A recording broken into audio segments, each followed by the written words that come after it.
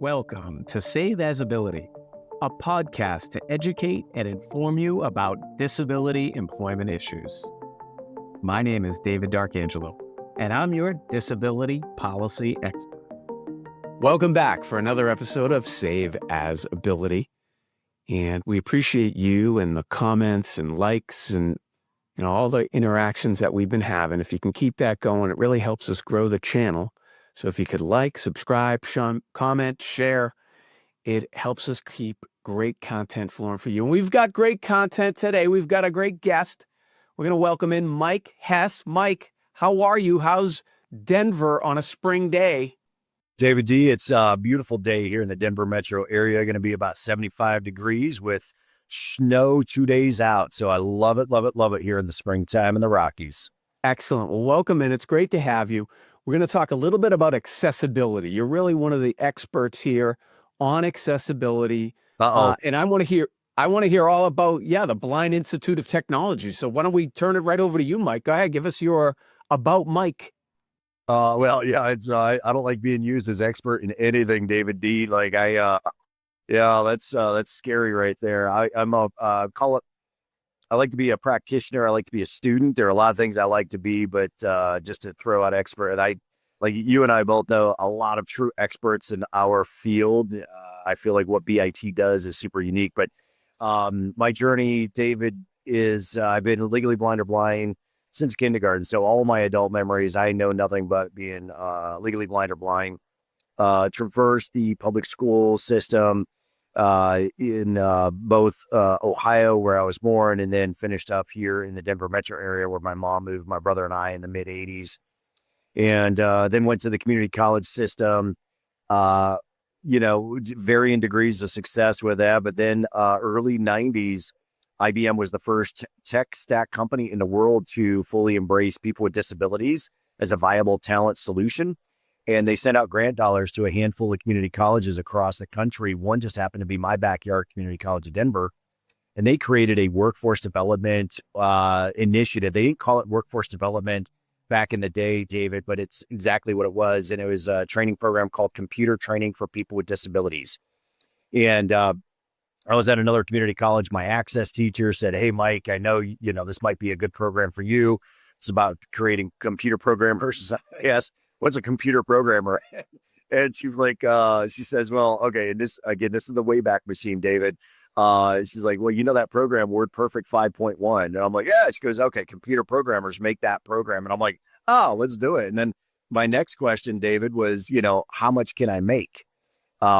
I was engaged to a ready-made family at the time. My beautiful bride of almost 30 years now, and our two beautiful daughters. I was engaged to a ready-made family, so I was motivated by the Benjamins, right? So she my access teacher says, "Oh, you're going to make between 25 and 30,000 a year." And this is how long ago that was, David. This is aging myself, but back in the early mid 90s, you could actually rent an apartment.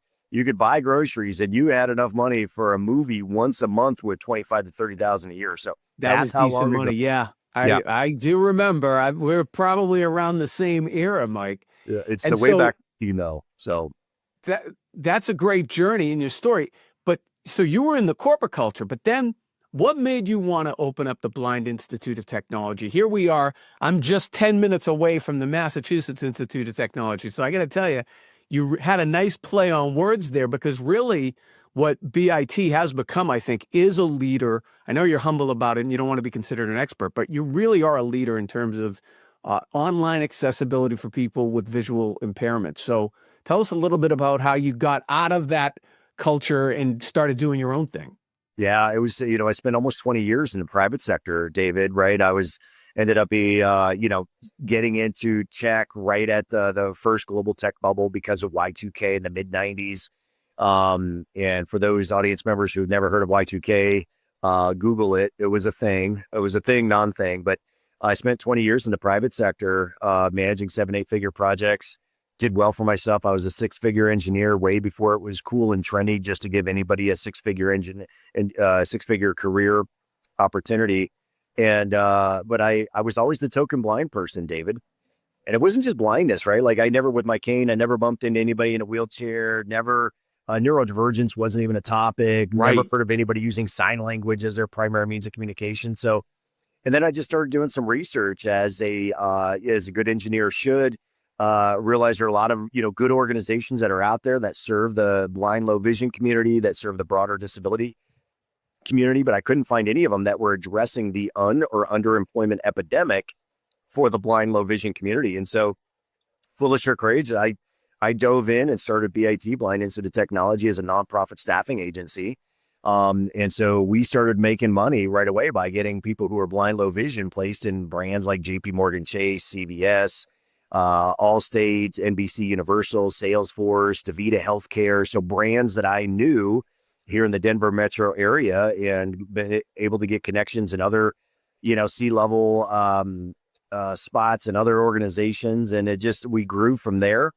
And then I threw my name in the hat, or hat in the ring, when it came to workforce development about 8 years ago with the Salesforce program that we have here at BIT. And I chose Salesforce for two reasons, David. And one is at the time, 8 years ago, they were well on their way to being a global leader. They far surpassed that. But two is they are the most digitally accessible business enterprise application on the planet.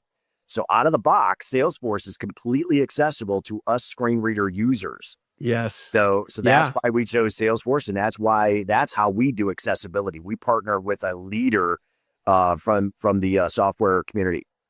Right. When that native code is accessible, it really helps everything. And I think that was the first time I became exposed to you, Mike, is when I was commissioner at MCB, because, as we're trying to place people in vocational rehabilitation outcomes, one of the things is you got to be able to use technology, right? And Salesforce is one of those things that can be really customizable. And it, like you said, it really comes out of the box, mostly accessible and things like that. So we would always gravitate towards that type of product. Tell us a little bit about where you envision it going, right? Like right now, the rage is all AI, and, tell us where you see WCAG going and this next iteration of technology and how it's going to impact accessibility.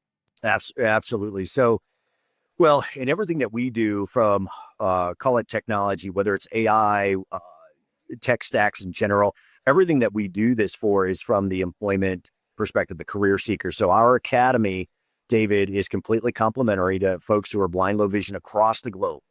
So we've thus far been able to get totally blind people on 4 continents certified in the Salesforce ecosystem. And on 3 continents, we've been able to achieve employment.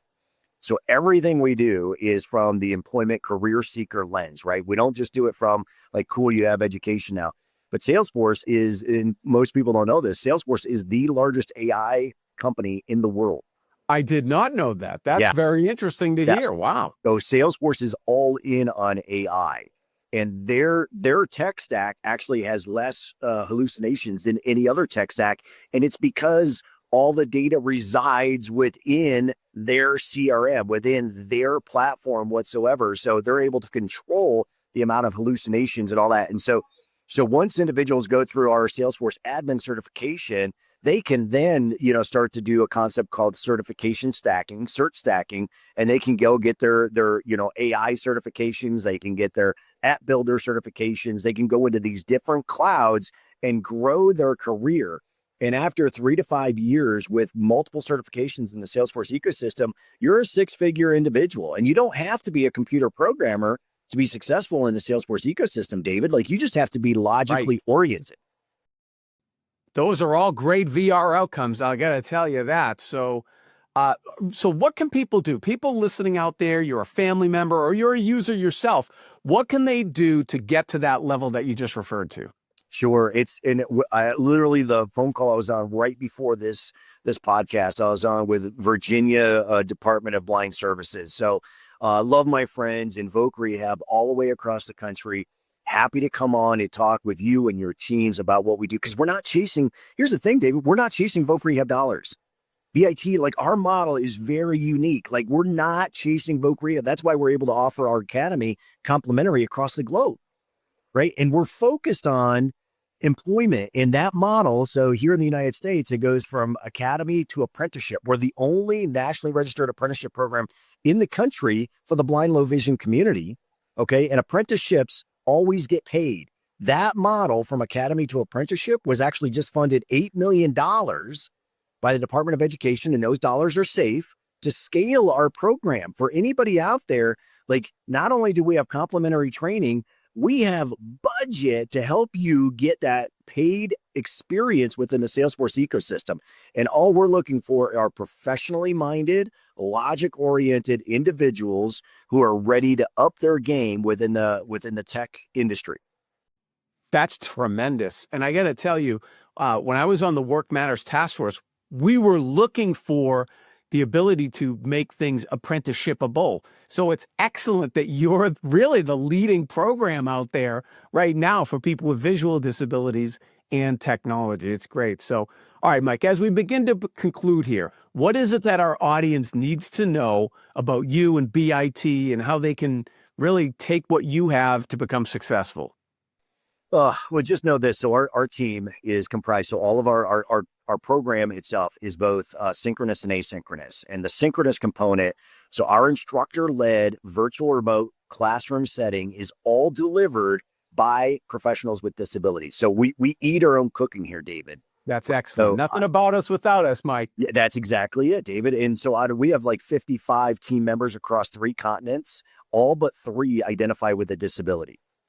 All but 3. So we eat our own cooking here. So we're here for you. To get started with us, go to blindit.org. Blind is an unable to see, blindit.org. And you're going to see a link that says become a career seeker. And as a nonprofit, we have a very short, it's less than an hour, 3-step process. The first step is an initial interview with me. I still conduct 90% of those because I love meeting our community. Hands-on, I love it. Yep, I'm very hands-on, but it starts with just clicking on that link, David, become a career seeker. Excellent. That's terrific. Well, Mike, send us those links. We'll be sure to put them in the description so that people can find that. And where can they find you online at bit.org?